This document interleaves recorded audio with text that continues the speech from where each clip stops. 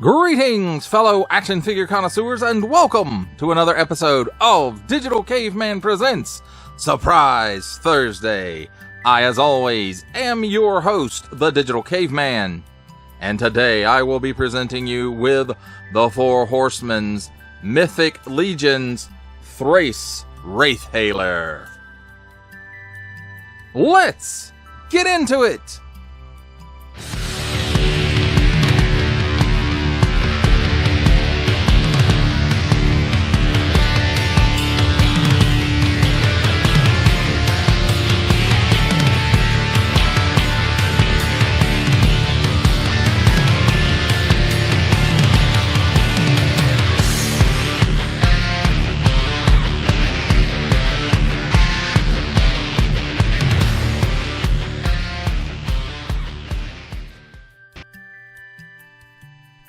Let's start things off with a look at the packaging.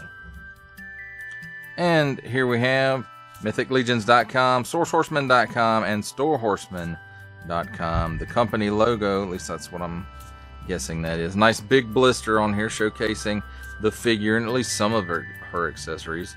So that's pretty cool. And then here we have the Mythic Legions logo, and we've got some nice artwork going on back here behind it. On this side, what I'm guessing is a faction logo, so you'll know what team she is playing for.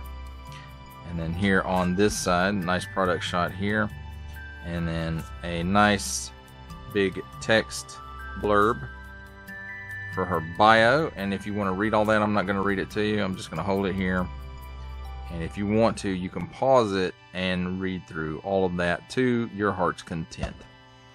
And then on the bottom, we have a barcode, small fine legalese print, adult collectible print, made in China print, item number, the websites I mentioned earlier. Warning, don't stick things in your pie hole that do not belong there. Don't give it to babies. And finally, on the back, Four Horsemen, some nice artwork of Poxus there. And then here we have the cross sail all the way down the side, well, almost all the way down the side. And then we also have, there's the company logo again, or at least I'm guessing that's what it is. I'm pretty sure that's what it is. And then we have another nice big text block that, again, if you want to read that, please feel free to pause it and read that to your heart's content. And then here we have more small fine legalese print. And to see the entire collection, please visit mythiclegions.com. That, my friends, completes our look at the packaging. Let's take a look at the figure and her accessories. In case we need them, we do have handy dandy tweezers standing by. But let's start off with this magic effect. And you can see it's a serpent of some type, and it is swirly, and it is made out of this transparent, I'm guessing blue plastic. Might not be. I'm colorblind, so please don't make fun of handicapped people. But anyway, this works in conjunction with her magic staff, and I have to say it's very nicely molded, and the translucent plastic does look fantastic. Here's the other effect, and it's a skull with a flaming swirly trail behind it. Flaming. I don't guess it's flaming. Looks more like water, doesn't it? But it's a magic effect, and it also looks great. And this one coils around her arm, the best I can tell. And again, it's nice molded detail. The translucent plastic looks great, and it's just a fantastic looking piece. Now next we have her staff. You can see it's got some nice molded details on it. Nice paint apps as well there.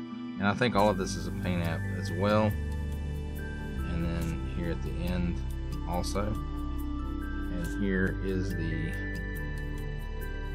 head of the staff, and you can see it's got this nice translucent ball on the end of it, in the same color as the magic effects as far as I can tell. And so that looks pretty good too. And then here we have another paint app all over it, and a port. And then here's the post on the staff, and they just connect together like so. And I'm assuming they make some kind of packs where you can swap these out for something different if you want, or maybe that's something coming down the road. Next up, she's got 2 additional sets of hands, and we have these on in and out hinge, and they're like, I'm gonna say they're spell casting hands, and they look really nice molded details. Looks like they're all molded in black plastic, but I could be wrong. It could be paint apps. There's lots of paint apps in this line, lots and lots.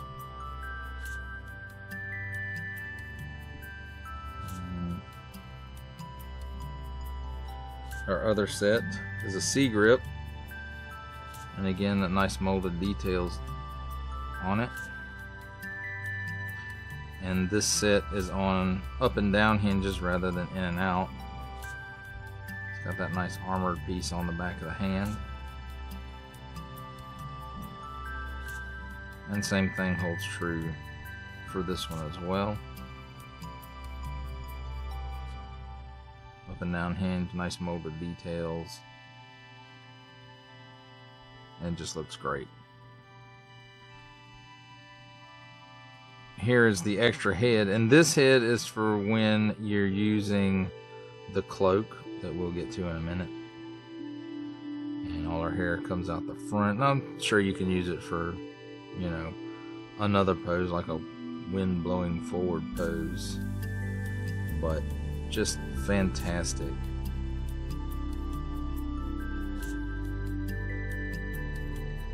Paint and sculpt, it looks great. And this piece of hair here is also a separate piece that's glued in. Unfortunately, I wouldn't say it had, you know, it has some flex to it, but it doesn't stay where you put it. So, I mean, look at those eyes. Just fantastic. And then she does have 2 shoulder armor pieces. Got a nice silver paint app right there. And just nice molded details throughout this piece. And I don't know if it's molded in this color or if it's paint. And there's another silver paint app, and just great looking. And here's the post that plugs into her back. And everything about that I said about that previous shoulder pad holds all true, or all holds true for this one as well. I mean, look at that detail. Just great. Now here's her cloak, and it does have a hood on it, and this is all wired, and it's wired very good. The wire seems to go right in here with the seams, and I mean, it's a thin wire. It is easily posable. It pretty much holds wherever you put it, and it runs all around the bottom as well, all down the sides, in the hood, and just, that's another great piece for this figure. Now let's talk about the figure herself.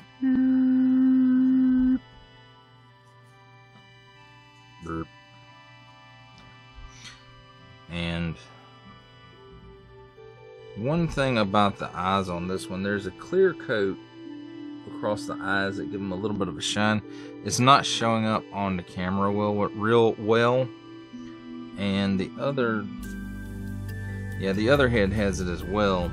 And again, I missed it because I was looking through the camera, but I knew this head had it on there, but you can't really see it through the camera that well, but it, you know, kind of gives the eyes a wet, glistening kind of look to them, and in person it looks even better than what you're seeing here on your screen.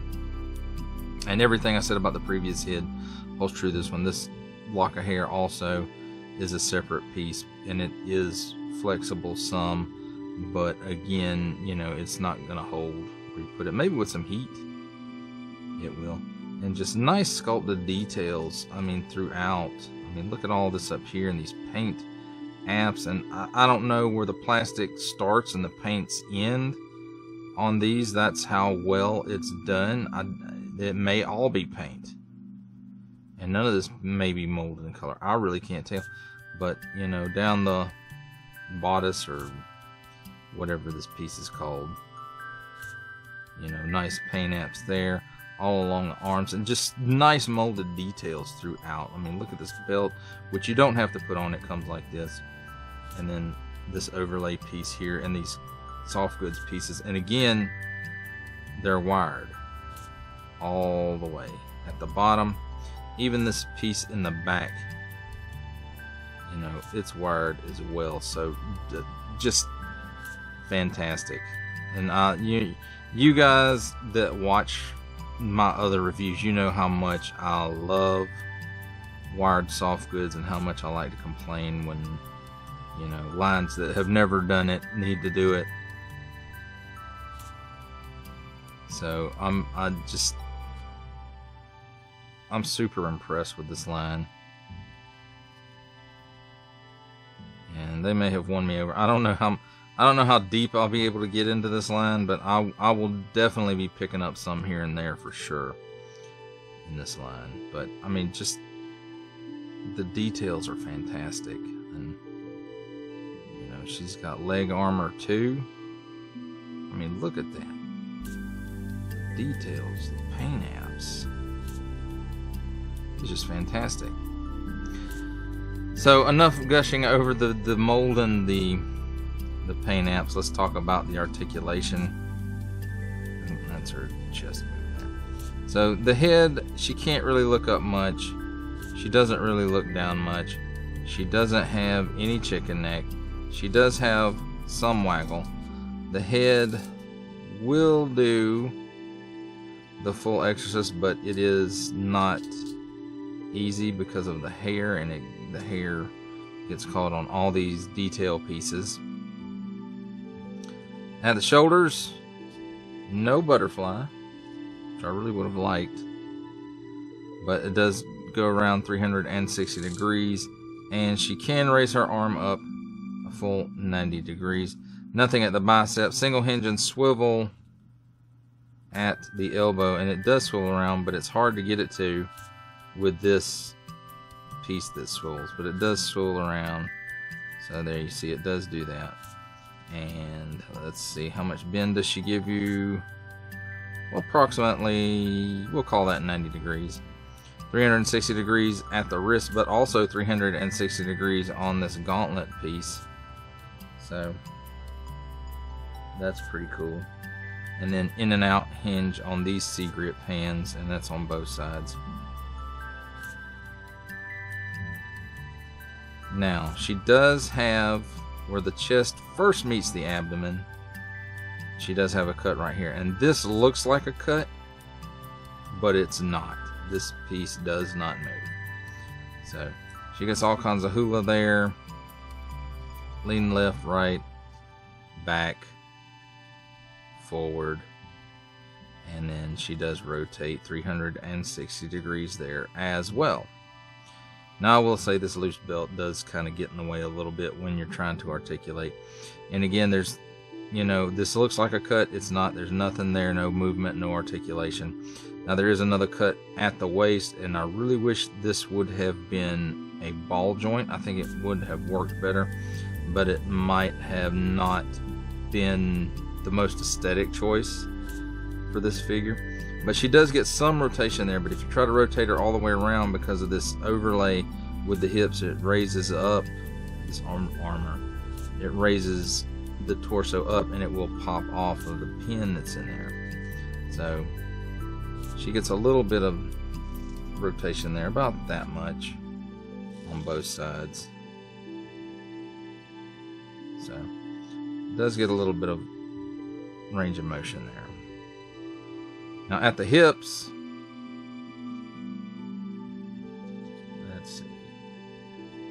She gives you that much of the splits.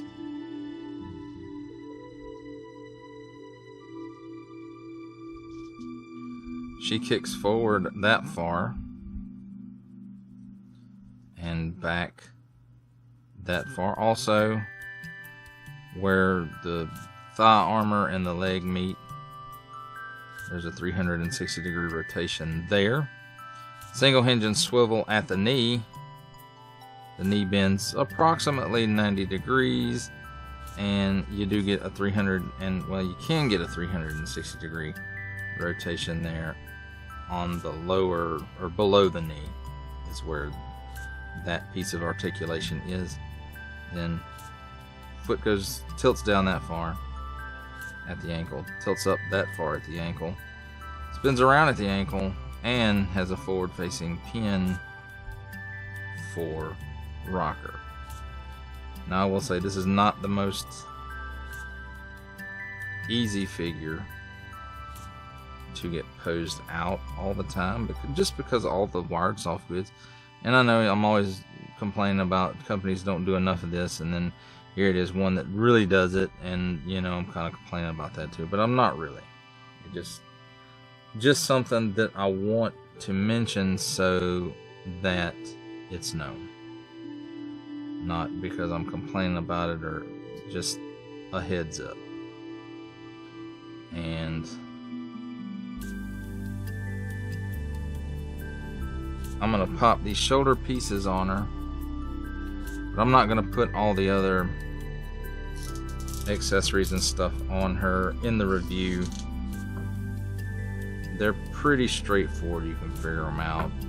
The magic snake wraps around the post, or the wand, the staff. So these pieces just pop in here.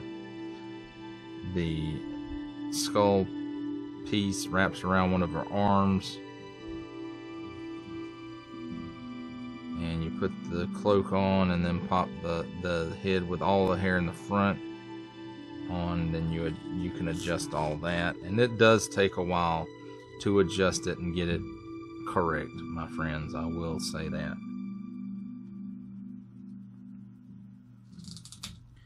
But other than the extra head and hands, she can use all of her accessories at one time. Well, there you have it, my friends. There's a look at the figure and her accessories. It's time for my favorite part of a review, comparisons. And here we have the Mythic Legions Thraice Wraithhailer with the old Toy Biz Lord of the Rings Gandalf the White, the Figura Obscura Sun Wukong the Monkey King, and the Savage Crucibles Lumerian Royal Guard.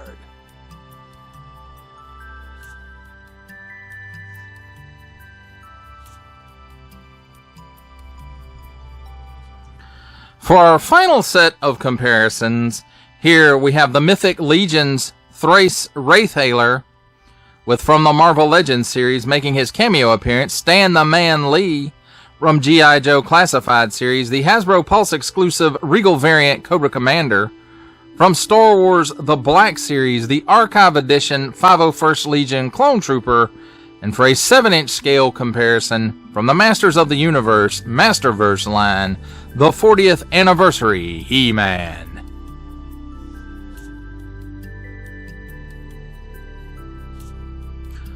For final thoughts on the Four Horsemen's Mythic Legions Thraice Wraithhailer, I have to say this is a pretty amazing figure. It looks fantastic. The accessories are really, really cool.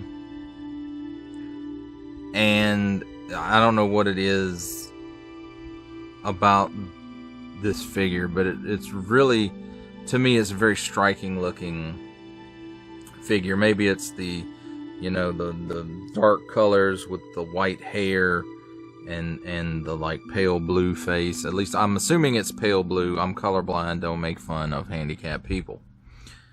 So, but I don't know exactly what it is. This is just a really, really cool looking figure. And she's some type of wizard or witch. I wouldn't really call her a witch. She's, you know, the big staff seems more like a wizard. But she is a magic user. And it's for the forces of evil. And, you know, I like the articulation scheme on this figure. I like the range of movement. And again, like, the accessories just look really, really cool. And again, that's my opinion. Your mileage, of course, may vary. But, again, I really, really like this figure. I think it's really well done. And the high point for me is that, and you guys know, any of you that watch my other reviews from other lines, like when I review a McFarlane Toys DC Multiverse or Marvel Legends, and they have the hard plastic cape, or, you know, just the plastic capes in general. You know how much I always talk about, you know, they really should move to an industry standard of soft goods with wires in it. Although I understand that there may be some legal issues for things marketed as children's toys, which this is not. But for me, the high point is that the two pieces of soft goods on this figure are both wired and posable, and just that blows me away. That level of detail is put into this line. And of course, you know, there are some that do have plastic cloth pieces that, you know, are not posable, and those for the most part are removable if you need them removed, or if you're customizing, or you can replace it with other pieces, you know, stuff like that. So that's really cool as well when they don't include the soft goods. But, you know, this is a fabulous figure, and if you are wanting to kick the tires or dip your toes into Mythic Legions, one of two figures, this is one of two figures I would recommend to try out. And this, again, this is one of them. The other one is Rakagor, but he is one of the ogre-sized ones.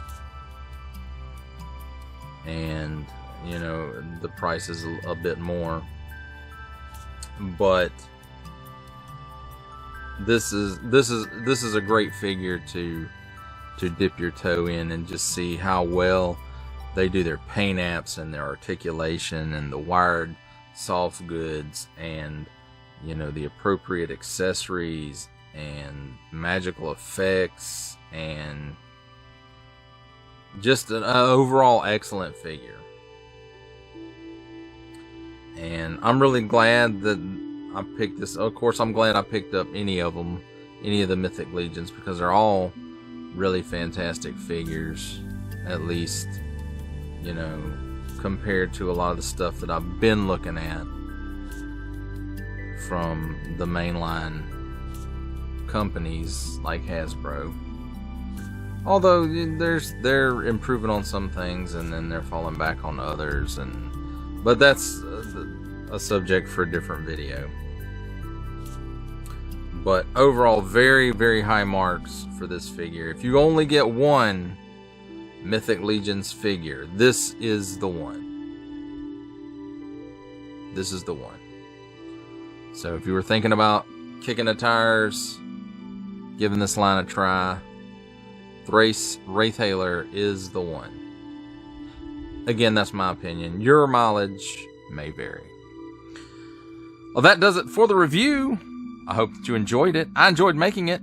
Only support from viewers like you make this programming possible. Each view does count, and I do appreciate each and every single view that I receive. Thank you, and thank you so very, very much for supporting this channel through viewing. If you're interested in supporting my channel further, I'm now offering memberships at various tiers. Click the join button on my YouTube page or check this video's description for the link and see if any membership offers are right for you, but only if you are in a position to do so. Comment below, like, share, subscribe if you would like to see more content or just help channel grow, or both, that's even better. And don't forget to ding that bell so that in the future you will be notified as my new content becomes available. That's a wrap, folks. I'll see you next time.